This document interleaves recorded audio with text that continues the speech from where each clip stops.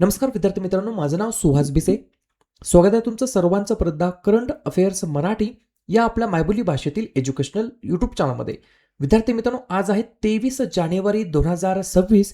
आजच्या दिवसाचे जेवढेही चालू घडामोडीचे महत्त्वाचे टॉप प्रश्न बनत असतील ते सर्व प्रश्न आपण या व्हिडिओच्या माध्यमातून पाहणार आहोत. तरी सर्वप्रथम आपण जर नवीन असाल, पहिल्यांदा या चॅनलवरील व्हिडिओ पाहत असाल तर चॅनलला या ठिकाणी अवश्य सबस्क्राईब सुद्धा करून घेऊ शकता. ठीक आहे, चला तर मग आपण आजच्या व्हिडिओला सुरुवात करूया. त्या अगोदर कालच्या व्हिडिओमध्ये जो काही शेवटचा प्रश्न विचारला होता त्या प्रश्नाचं उत्तर जाणून घेऊया. काय होता प्रश्न?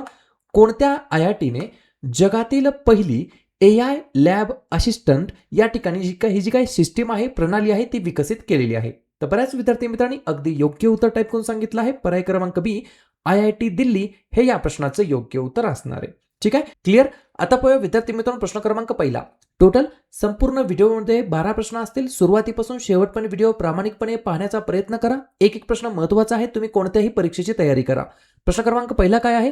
2025-26 मध्ये विजय हजारे ट्रॉफी कोणी जिंकलेली आहे किंवा कोणत्या संघाने जिंकलेली आहे? प्रश्न क्रमांक पहिल्याचं योग्य उत्तर आहे पर्याय क्रमांक डी. विदर्भाने या ठिकाणी 2025-26 ची जे काही विजय हजारे ट्रॉफी आहे त्याची जी काही चॅम्पियनशिप आहे ती या ठिकाणी जिंकलेली आहे. या ठिकाणी विजय हजारे ट्रॉफी विदर्भाने जिंकली आहे. कोणाला हरवून? तर सौराष्ट्राला हरवून. मला कमेंट करून सांगा, विजय हजारे ट्रॉफी कोणत्या खेळाशी संबंधित आहे? तोपर्यंत आपण काय करूया, झालेले जे काही वेगवेगळे खेळ आहेत त्याच्यामध्ये कोणी या ठिकाणी विजेतेपद जिंकलं आहे त्याच्यावरती चर्चा करूया. लिहून घ्या. जगातील सर्वात तरुण फाईड रेटेड बुद्धिबळपटूचा या ठिकाणी जो काही किताब असतो किंवा त्याची जी काही रँकिंग असते ते कोण या ठिकाणी बनलेलं आहे? तर सर्वज्ञ सिंह कुशवाह असं त्यांचं नाव आहे. इंडियन गोल्फ प्रीमियर लीग जिंकणारा पहिला खेळाडू गगनजीत भुल्लर नाव त्यांचं. खेलो इंडिया युनिव्हर्सिटी गेम्स 2025 मध्ये विजेतेपद चंदीगड विद्यापीठने जिंकलं. 2025 ची फॉर्म्युला 1 वर्ल्ड चॅम्पियनशिप लँडो नॉरिसने जिंकलं. फॉर्म्युला 1 वर्ल्ड चॅम्पियनशिप 2025 लँडो नॉरिसने जिंकलं.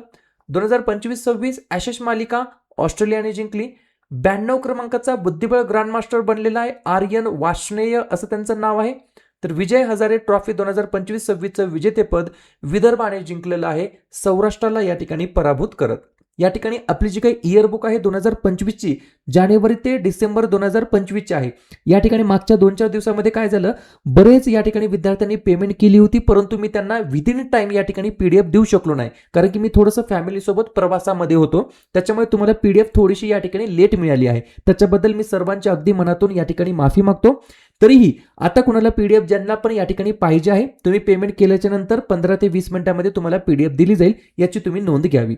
PDF साठी तुम्हाला हा स्कॅनर यूज करायचा आहे. 99 रुपयाचं पेमेंट करायचं आहे आणि त्याचा स्क्रीनशॉट 96 730 58 600 या व्हॉट्सअप नंबरला स्क्रीनशॉट पाठवा. तुम्हाला 15 ते 20 मिनिटांमध्ये PDF दिली जाईल, ज्याची तुम्ही बॅक टू बॅक जेरॉक्स काढू शकता.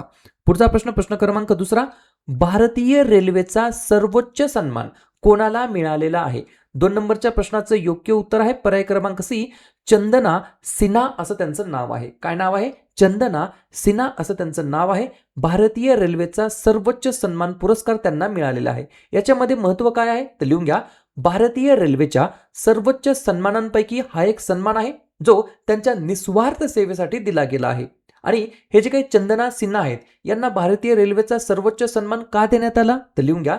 रेल्वे स्थानकांवर बाल तस्करी रोखण्यासाठी आणि मुलांची सुटका करण्यासाठी त्यांनी केलेल्या अथक प्रयत्नांबद्दल त्यांना या पुरस्काराने सन्मानित करण्यात आलं आहे. ठीक आहे, प्रश्न आहे पुरस्कारासंदर्भात या ठिकाणी अवॉर्ड्स बद्दल. तर लगेच बाकीचे जे काही नवनवीन या ठिकाणी पुरस्कार या ठिकाणी प्रदान करण्यात आले त्याच्यावरती चर्चा करून. पेटा इंडियाचा 2025चा वर्षातील सर्वोत्तम व्यक्तीचा पुरस्कार रवीना टंडनला. 2025चा CEO ऑफ द इयर पुरस्कार नील मोहन यांना. Plinio Nastari sugar excellence award जिंकणारा पहिला भारतीय Sameer Somaiya. Cavaliere dell Ordine della Stella D Italia हा पुरस्कार या ठिकाणी देण्यात आला श्रीनिवास डेम्पो यांना. संयुक्त राष्ट्र महासचिव पुरस्कार स्वाती शांता कुमार यांना. समुराई मार्शल आर्ट्स सन्मान मिळवणारे पहिले भारतीय पवन कल्याण. आणि भारतीय रेल्वेचा सर्वोच्च सन्मान देण्यात आला चंदना सिन्हा यांना. पुढचा प्रश्न, प्रश्न क्रमांक तिसरा. भारताचा 92 क्रमांकाचा बुद्धिबळ ग्रँडमास्टर बनलेला आर्यन वार्ष्णेय कोणत्या राज्याशी किंवा केंद्रशासित प्रदेशाशी संबंधित आहे? 3 नंबरच्या प्रश्नाचं योग्य उत्तर आहे पर्याय क्रमांक बी, दिल्ली हे या प्रश्नाचं योग्य उत्तर असणार आहे. पहा, लक्षात घ्या, काही महत्त्वाच्या मी गोष्टी सांगतो. कन्फ्युजन करणाऱ्या गोष्टी असतात, जसं की 92 क्रमांकाचा बुद्धिबळ ग्रँडमास्टर कोण बनला? आर्यन वार्ष्णेय असं त्यांचं नाव आहे. कशाला बिलॉंग करतात? तर दिल्लीला बिलॉंग करतात. पहिला ग्रँडमास्टर कोण आहे? तर या ठिकाणी विश्वनाथन आनंद. पहिली महिला ग्रँडमास्टर कोनेरू हम्पी. पहिली भारतीय महिला ग्रँडमास्टर एस विजयलक्ष्मी. आणि सर्वात युवा ग्रँडमास्टर डी गुकेश. याच्यामध्ये खूप सारांचं या ठिकाणी कन्फ्युजन होतं. ही गोष्ट या ठिकाणी वहीमध्ये लिहून घेण्याचा प्रयत्न करा. ठीक आहे. प्रश्न आहे एखाद्या खेळाबद्दल, क्रीडा स्पर्धेबद्दल प्रश्न आहे, बरोबर?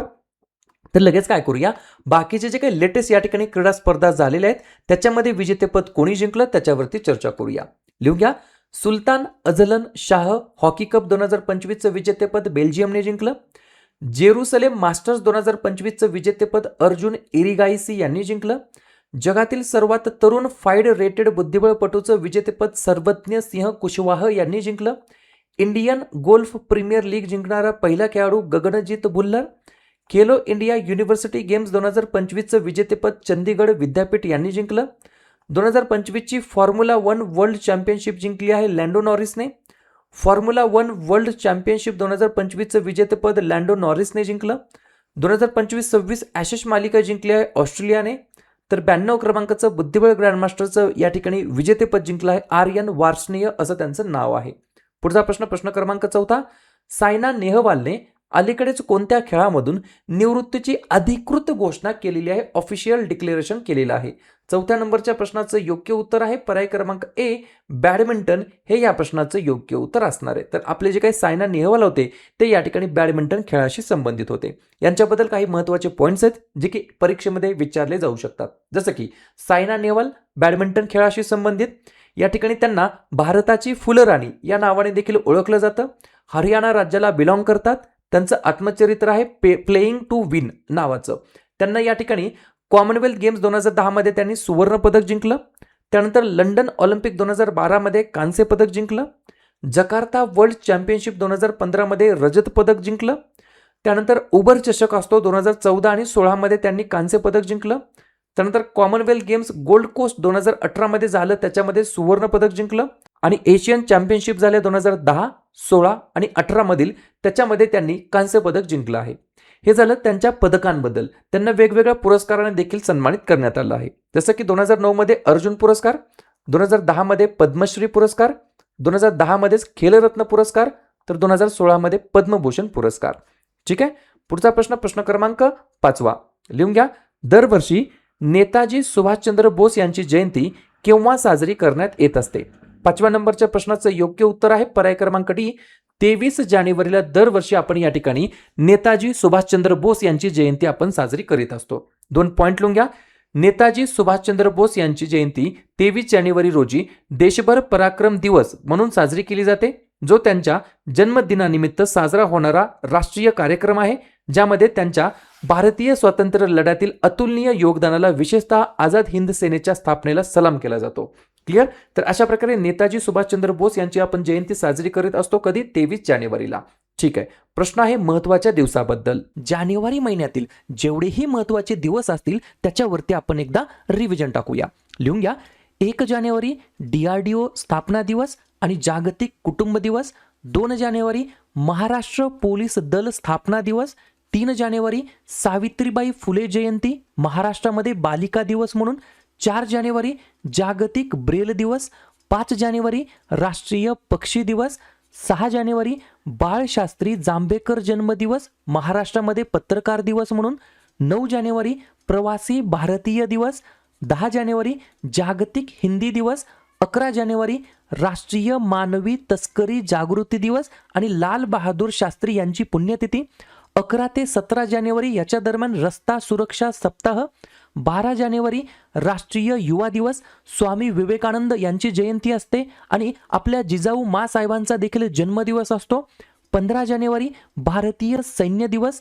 16 जानेवारी छत्रपती संभाजी महाराज यांचा राज्याभिषेक दिवस. 23 जानेवारी नेताजी सुभाषचंद्र बोस यांची जयंती. 24 जानेवारी राष्ट्रीय बालिका दिवस. 25 जानेवारी राष्ट्रीय मतदार दिवस आणि राष्ट्रीय पर्यटन दिवस. 26 जानेवारी प्रजासत्ताक दिवस 2026 मध्ये आपण 77वा साजरा करीत आहोत आणि आंतरराष्ट्रीय सीमा शुल्क दिवस आणि शेवटचा 28 जानेवारी लाला लजपत राय यांची जयंती. ठीक आहे. पुढचा प्रश्न क्रमांक 6 महत्त्वाचा प्रश्न आहे, स्टार मार्क करून ठेवा. आंतरराष्ट्रीय मसाला परिषद 2026 कोणत्या ठिकाणी आयोजित करण्यात आलेली आहे? 6व्या नंबरच्या प्रश्नाचं योग्य उत्तर आहे पर्याय क्रमांक सी, केरळ हे या प्रश्नाचं योग्य उत्तर असणार आहे. तर केरळ राज्याच्या अंतर्गत आंतरराष्ट्रीय मसाला परिषद, इंटरनॅशनल स्पायसेस समिट असं म्हटलं तरी काय हरकत नाही. ठीक आहे. तर ही परिषद या ठिकाणी आयोजित करण्यात आली होती केरळ राज्याच्या अंतर्गत. ठीक आहे.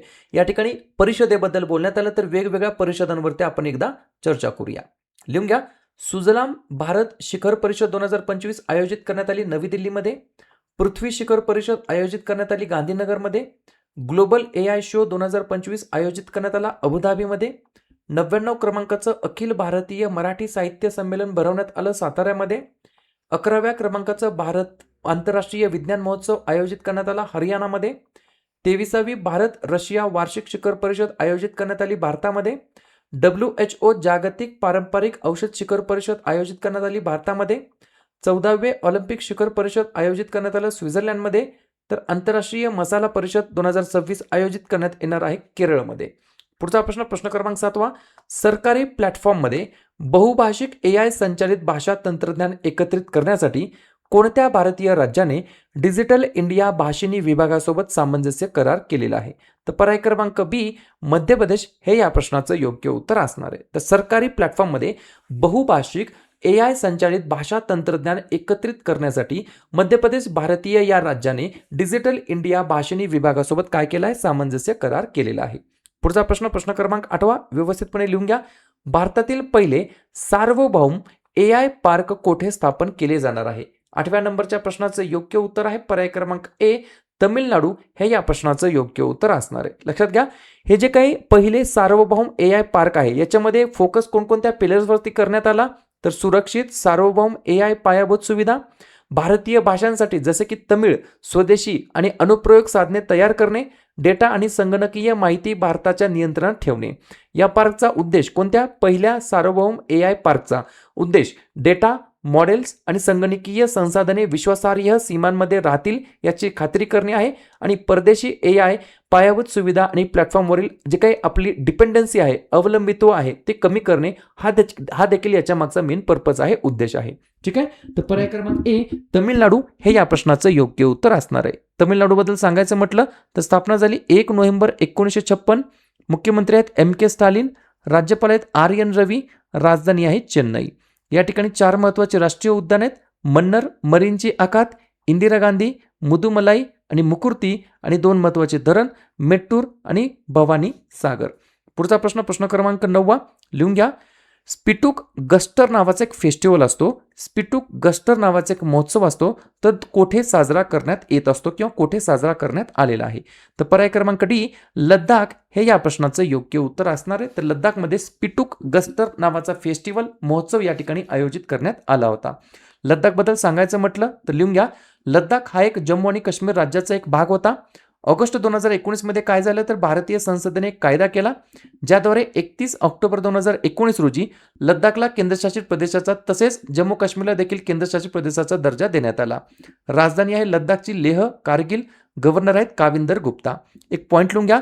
लद्दाखने सिक्कीम राज्यासोबत या ठिकाणी सामंजस्य करार केला आहे. कशासाठी? तर 100% ऑर्गॅनिक जे काही युनियन टेरिटरी आहे, केंद्रशासित प्रदेश आहे ते बनवण्यासाठी. ठीक आहे.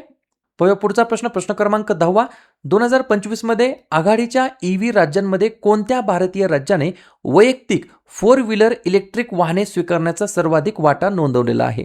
10व्या नंबरच्या प्रश्नाचं योग्य उत्तर आहे पर्याय क्रमांक सी, केरळ हे या प्रश्नाचं योग्य उत्तर असणार आहे. तर केरळ राज्याने या ठिकाणी जे काही आघाडीच्या EV राज्यांची यादी आहे त्याच्यामध्ये 4 व्हीलर इलेक्ट्रिक वाहनांचं जे काही अडॉप्शन आहे, स्वीकारण्याचं जे काही सर्वाधिक वाटा आहे तो या ठिकाणी नोंदवलेला आहे. याच्यामध्ये अव्वल स्थानी कोणतं राज्य आहे? केरळ राज्य. केरळबद्दल सांगायचं म्हटलं तर स्थापना झाली 1 नोव्हेंबर 1956ला. मुख्यमंत्री आहेत पिनराई विजयन, राज्यपाल आहेत राजेंद्र आर्लेकर, तर राजधानी आहे तिरुवनंतपुरम. या ठिकाणी 6 महत्त्वाचे राष्ट्रीय उद्यान, इरविकुलम, मठिकेतन, अनमुडी, पामबदुम, पेरियार आणि सायलेंट व्हॅली, आणि 4 महत्त्वाचे धरण, इडुक्की, मालमपुजा, पेची आणि कुंडाला. पाहूया पुढचा प्रश्न क्रमांक 11 कोणत्या भारतीय राज्यामध्ये आरोग्य कर्मचाऱ्यांमध्ये संशयित निपाह विषाणू संसर्ग प्रकरणे आढळून आली आहेत, ज्यामुळे राष्ट्रीय संयुक्त उद्रेक प्रतिसाद पथकाची नियुक्ती करण्यात आली आहे? 11व्या नंबरच्या प्रश्नाचं योग्य उत्तर आहे पर्याय क्रमांक बी, पश्चिम बंगाल हे या प्रश्नाचं योग्य उत्तर असणार आहे. तर पश्चिम बंगाल या राज्याच्या अंतर्गत आरोग्य कर्मचाऱ्यांमध्ये संशयित निपाह विषाणू संसर्ग प्रकरणे आढळून आली आहेत, ज्यामुळे राष्ट्रीय संयुक्त उद्रेक प्रतिसाद पथकाची या ठिकाणी नियुक्ती करण्यात आली आहे. जाता जाता पश्चिम बंगालबद्दल देखील चर्चा करून जाऊया. स्थापना झाली 26 जानेवारी 1950. मुख्यमंत्री आहेत ममता बॅनर्जी, राज्यपाल आहेत सी व्ही आनंदा बोस, राजधानी आहे कोलकाता. 3 महत्वाचे राष्ट्रीय उद्यान सुंदरवन, गोरुमारा आणि जलदपारा आणि 3 महत्वाचे धरण फरक्का, दुर्गापूर आणि कागजबाटी. शेवटचा प्रश्न, प्रश्न क्रमांक 12वा. RBS 15 रोबोट सिस्टम 15 हे कोणत्या देशाने विकसित केलं आहे? तर पर्याय क्रमांक ए, स्वीडन हे या प्रश्नाचं योग्य उत्तर असणार आहे. लक्षात घ्या, 2-3 पॉईंट लिहून घ्या. डेव्हलपर कंपनी कोणती आहे? तर साब बोफोर्स डायनामिक्स. प्रकार काय आहे? तर लांब पल्ल्याचं जहाज विरोधी क्षेपणास्त्र आहे. कोण वापर करणार आहे? नौदल आणि हवाई दल. आणि हे जमिनीवरून जमिनीवर मारा करणारं आणि हवेतून जमिनीवर मारा करणारं क्षेपणास्त्र आहे. ही देखील गोष्ट तुम्हाला लक्षात ठेवायची आहे. क्लिअर? तर अशा प्रकारे विद्यार्थी मित्रांनो हे होतात 12 प्रश्न. उपक्रम कंटेंट हा जो काही प्रयत्न आपण सुरू केलाय मराठी भाषेमध्ये कसा वाटतो अवश्य कमेंट करत चला. आणि तुमच्यासाठीचा आजचा खास प्रश्न लिहून घ्या. खेलो इंडिया आदिवासी खेळ 2026 कोणत्या राज्यामध्ये आयोजित केलं जाणार आहे? महाराष्ट्र, छत्तीसगड, राजस्थान की गुजरात? तर ज्या पण विद्यार्थ्यांनी या प्रश्नाचं योग्य उत्तर येत असेल त्या प्रश्नाचं उत्तर तुम्ही कमेंट बॉक्समध्ये देण्याचा प्रयत्न करा. प्रश्नाचं उत्तर चुकू द्या, बरोबर येऊ द्या, काहीच हरकत नाही. ट्राय करणं, प्रयत्न करणं हे सर्वात जास्त महत्त्वाचं आहे. आणि दुसऱ्या दिवशी येऊन आपण दिलेल्या प्रश्नाचं उत्तर हे बरोबर आले की चुकलं हे दुसऱ्या दिवशी येऊन नेहमी चेक करणं, अभ्यासामध्ये कन्सिस्टन्सी मेंटेन ठेवणं हे सगळ्यात जास्त महत्त्वाचं ठरणार आहे. आणि या ठिकाणी ही जी काही इयरबुक आहे ही जर तुम्हाला घ्यायची असेल तर हा माझा QR कोड आहे. फक्त तुम्हाला या ठिकाणी QR कोडला स्कॅन करायचा आहे. डायरेक्ट मोबाईल नंबरला पेमेंट करायचं नाही. हा QR कोड स्कॅन करा, 99 रुपयाचं पेमेंट करा आणि लवकरात लवकर या व्हॉट्सअप नंबरला मला स्क्रीनशॉट पाठवा. 96 730 58 600 बरोबर. एवढी गोष्ट तुम्हाला लक्षात ठेवायची आहे. तर लगेच काय करूया,